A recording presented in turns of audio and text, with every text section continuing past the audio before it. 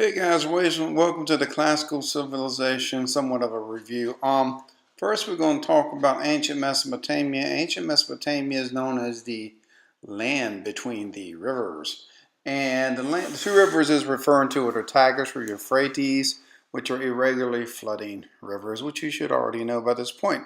The Tigris and Euphrates are used to basically by using canals. The Tigris and Euphrates were used to turn the desert land into more prosperous farmland, which turned Mesopotamia into a powerful civilization and basically the breadbasket of the ancient world. The basic structure of the ancient Mesopotamia political structure was a city-state, based on city-states like Babylon, Sumer. Each one would have a wall around it because they had no natural defenses in that area. And these city-states will mainly be fighting each other. Once in a while, one like Babylon and Sumer, once in a while Ur, would come up and become the dominant power and unite the area, but that'd only be ever so briefly. Famous person from that area, you don't remember, you should remember Hammurabi and his Hammurabi's Code. And so we reviewed a lot more on that, and I have a lot more on my YouTube, so make sure you take a look at that on my YouTube as well as go through your notes on this. Now we're going to talk about a couple other civilizations that we haven't spent too much time on. First, let's talk about the Phoenician civilization, which is basically located in Palestine. That's that purple column all the way to the, I think it should be to your right if you're looking at the screen like I am. And basically, the thing about Phoenicians, they shared their alphabet through trade with the Greeks.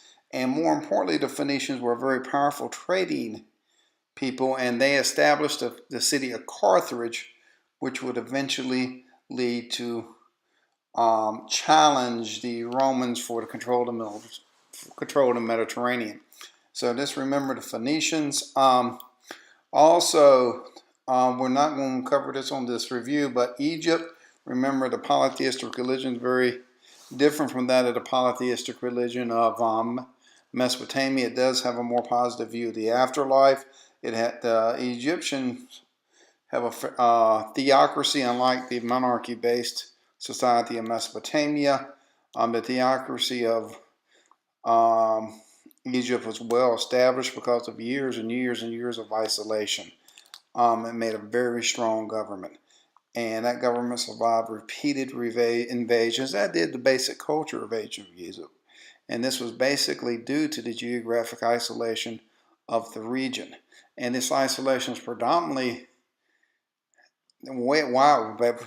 caused by two primary things. A, the eastern and western deserts that surround the Nile. B, the Red Sea, and you can even include that the Mediterranean Sea helped lead to isolation of the area as well.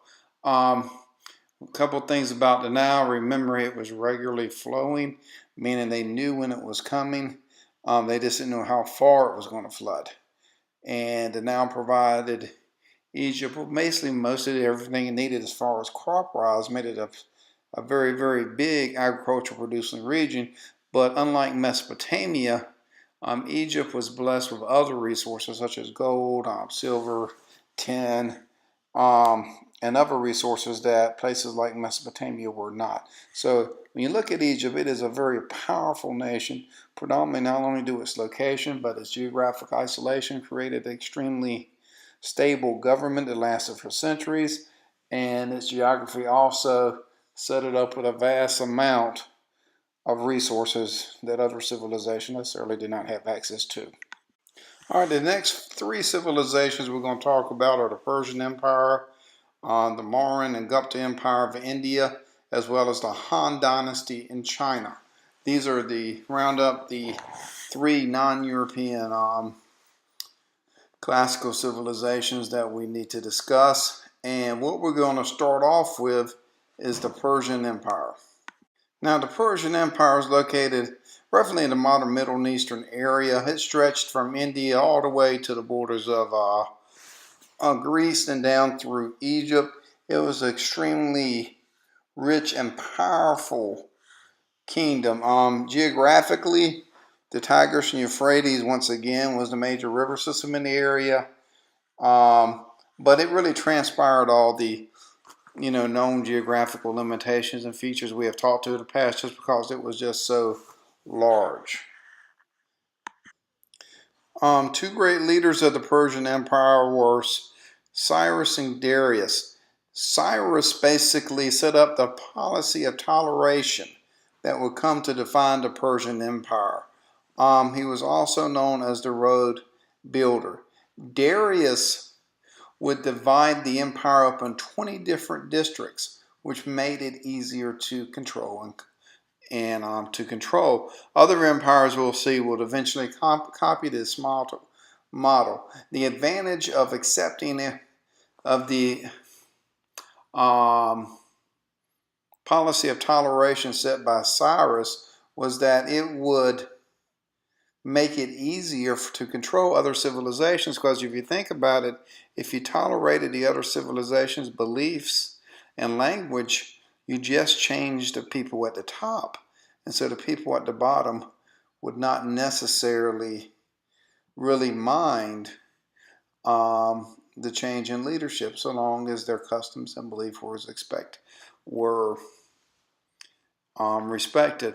And basically, the Persian Empire, guys, was a powerhouse. It was a powerhouse simply because of the vast number of people it did rule, the vast amount of territory it did control, and the wide variety of resources it had at its disposal.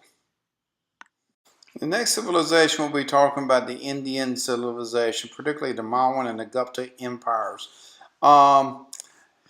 Both of these empires are somewhat similar and modeled around the Persian structure of leadership, and we're going to take a look at that now. The first great of these empires are the Maurya Empire, and around 321 BC it first came into being. It took over most of the Indian subcontinent. However, its most famous ruler was a guy by the name of Asca. Asca was a very brilliant military mind. He won many battles and campaigns, but after one particular campaign, he grew tired of battle, and what he did, he figured out there had to be another way to basically rule or to live, and he converted to Buddhism. But by his conversion to Buddhism, it helped to spread Buddhism throughout the area.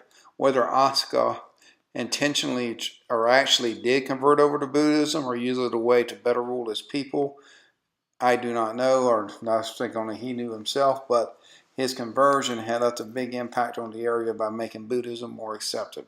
After Asca's death, the Gupta Empire took over, and with the Gupta Empire came the classical age of India, where great advancement of mathematics and science, and including the number 0.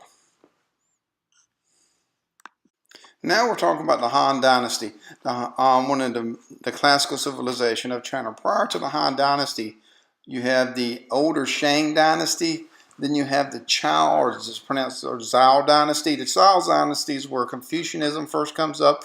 It's where the Mandate of Heaven comes up, and it was the start of the dynastic cycle. At the end of the Chao or Zhao Dynasty came the period of war in states. Followed this massive confusion of the period of war in states came the Qin Dynasty. It's spelled Qin. And now with the Qin Dynasty, you had the imposition of legalism.